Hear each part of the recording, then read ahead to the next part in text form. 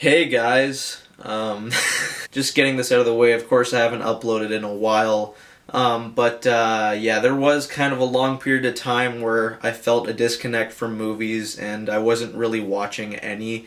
I was just kind of busy doing other stuff in my life, or I just really didn't feel like it. But I'm back now and I am really excited to talk about movies again. Now, I'm not going to talk about anything to do with coronavirus or anything like that going on because there's enough talk about that in the world right now, and I want to just keep everything positive on my channel and talk about what I usually talk about, which is movies. Today I decided to rank every single 2020 movie I've seen so far this year. I've only seen 5, obviously not many because, theaters shut down and all that. And I'll also give my letter grade for each movie since I didn't do individual reviews on them. The best thing I can say about this is there hasn't been a single bad movie so far this year in 2020. All the movies I'm going to talk about were at least enjoyable.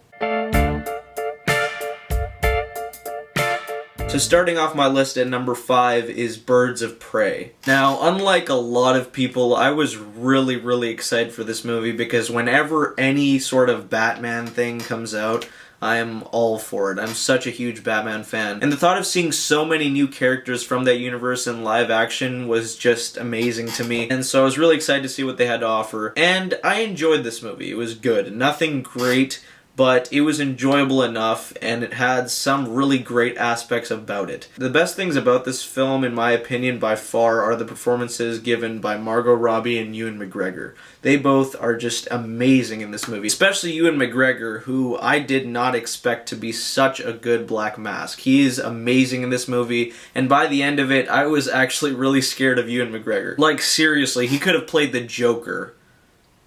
And I mean that. And Margot Robbie, once again, as Harley Quinn is amazing. This is her best performance as Harley Quinn. She takes up basically most of the movie.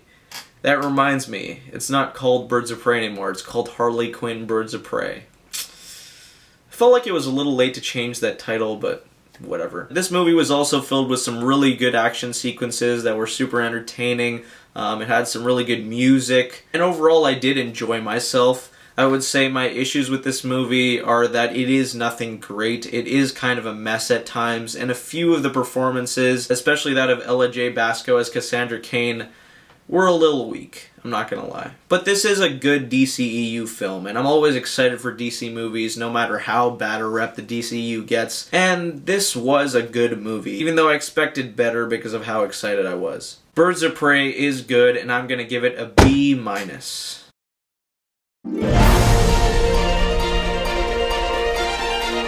At number 4, we got Sonic the Hedgehog. I wasn't really excited for this movie at all. I mean, everyone knows how bad he used to look in the first trailer, and then they really did fix his look, which that got me, I guess, a little more excited. But then again, I was still scared that the story wouldn't turn out like the writers had planned it to turn out because it's a video game movie. But I can say this is one of the best video game movies I've ever seen. Again, like Birds of Prey, it's nothing great, but I really did enjoy myself. First off, Sonic the Hedgehog, played by Ben Schwartz, is extremely likable in this movie. I really was on board with the story with him in the lead, and I did want his character to succeed pretty much the entire time. James Marsden plays the human character that's friends with him, and usually in movies like this, that character can be really bland, and I don't really care about them at all. But I cared for him too in this movie. I really enjoyed their relationship. They had really good chemistry. And so most of the time, their banter back and forth was really funny. Jim Carrey, he's great, man. I mean, he's really over the top in this movie. But first of all, anyone who seriously has that complaint with this movie, it's Jim Carrey. And second of all, the character of Dr. Eggman in the Sonic universe has always been super over the top. Oh, I've waited a long time for this. And so Jim Carrey being cast as him is a really great idea. He does a phenomenal job in the role, and I found myself constantly laughing at him being so over the top, but he was a really good Dr. Eggman. As for issues, again, it's nothing great, and I'm not going to seriously critique a Sonic the Hedgehog film like some other people might, but it was a fun time, and I enjoyed myself, and that's what matters. Sonic the Hedgehog is good, and I'm going to give it a B.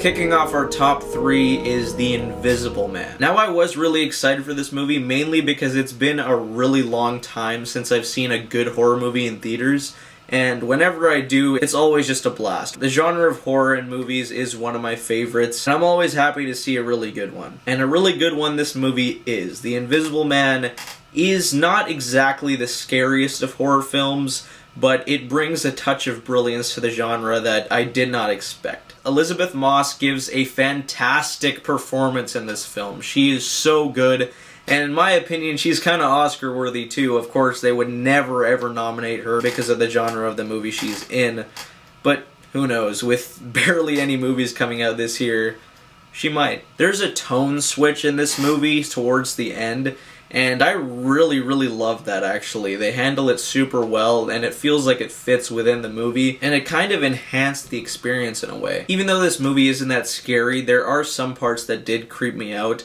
but what really did grab me, like I said, was the story. It's kind of a character study, a really good one at that, and I'm just so glad that it was that good, because to be honest, by the trailers, it looked terrible. Until the reviews came out, that's when I got more excited. I had a really good time with The Invisible Man. I feel like it's going to be overlooked by a lot of people. Please see this if you're a horror fan. It is quite an experience. The Invisible Man is great, and I'm going to give it an A-.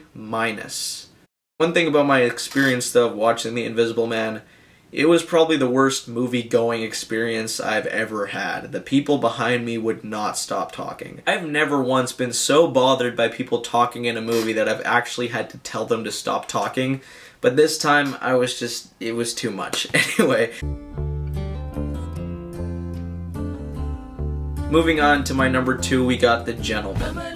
Guy Ritchie's latest flick. I do really like his directing style. I recently watched Snatch and Lock, Stock, and Two Smoking Barrels just before I watched The Gentleman, and those two movies really did entertain me. I love how there's so much going on, but it all kind of fits together and ties together really well, and this movie is just another example of that. The Gentleman is a really great time with amazing performances from a lot of really talented actors. I think this might be my favorite Guy Ritchie film, just above Snatch. It has really great twists and turns, and I was on the edge of my seat pretty much the entire time. I guess the pacing is a little off in certain scenes, but other than that, it is really enjoyable, just like Snatch, just like Lock, Stock, and Two Smoking Barrels and his movies like that. Guy Ritchie is a master of this kind of stuff. I don't think he should have directed the live-action remake of Aladdin. This is what he's best at, and The Gentleman is a prime example of that. The Gentleman is great, and I'm going to give it an A-.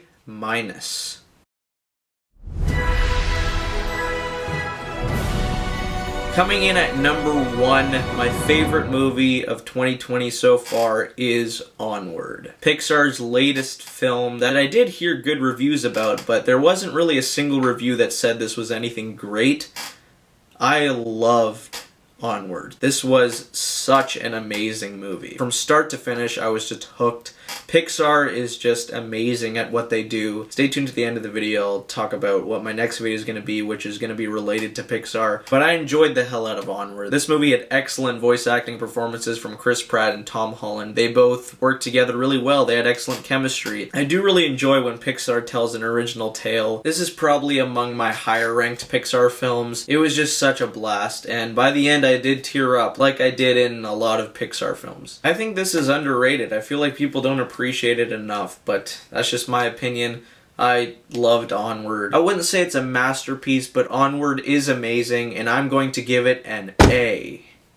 So yeah, that's it, guys. Those are the only movies I saw so far this year in 2020, but my next video is something special. So I said this was related to Pixar films. With all this negative stuff happening and the situation that's been going on, I decided to catch up on Pixar films I haven't seen before, because those movies just kind of give me good vibes. They're so positive, and I've now seen them all. So in my next video, I'm going to be ranking every single Pixar film from worst to best. That's going to be a lot of fun. I can't wait to get started on that. But thank you guys so much for watching. Please subscribe, like, and share. I'd really appreciate it if you did. Stay tuned for more. Thank you very much. Have a great day. Peace out.